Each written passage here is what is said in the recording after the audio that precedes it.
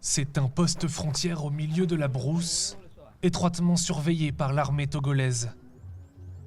Derrière ces champs, le Burkina Faso, où les villages frontaliers sont régulièrement les cibles des raids meurtriers des djihadistes.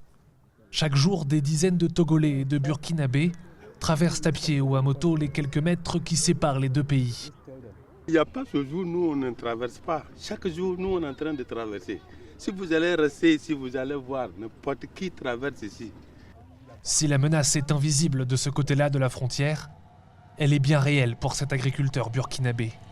Les djihadistes, ils tuent les gens. Ils peuvent attraper quelqu'un, partir. On ne sait pas là où ils ont amené la personne. Et ils vont attraper quelqu'un seulement pour égorger, déposer, ils vont partir. Au Togo, il y a la sécurité, bien. Ici, là, il y en a, derrière, là-bas, il y en a. Si on passe là-bas, on est content, on sait qu'on est en sécurité. Plus que chez vous? Plus que chez nous. À une trentaine de kilomètres de là, Sinkassé, poste frontière commerciale principale entre les deux pays, voit défiler un flot ininterrompu de camions qui traversent de chaque côté. Ces chauffeurs relient Ouagadougou, la capitale du Burkina Faso, au port de Lomé, principale porte d'entrée maritime de la région.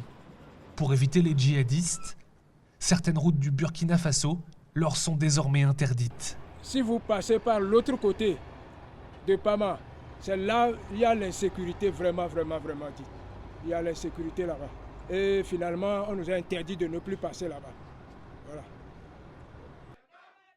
En septembre 2018, l'armée togolaise a lancé l'opération Koundjouaré.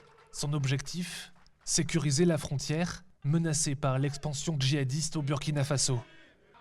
Plus de 600 soldats togolais ont été déployés à la frontière et le long de la route qui traverse le pays du nord au sud.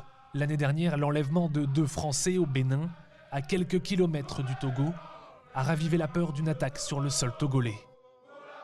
Tant que les pays voisins n'auront pas vaincu les terroristes, nous serons toujours sous la menace.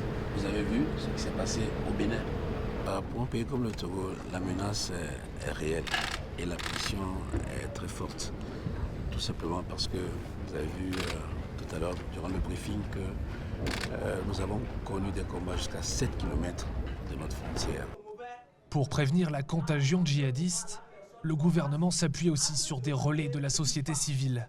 Chefs traditionnels et leaders religieux sont mis à contribution pour prévenir et endiguer la radicalisation.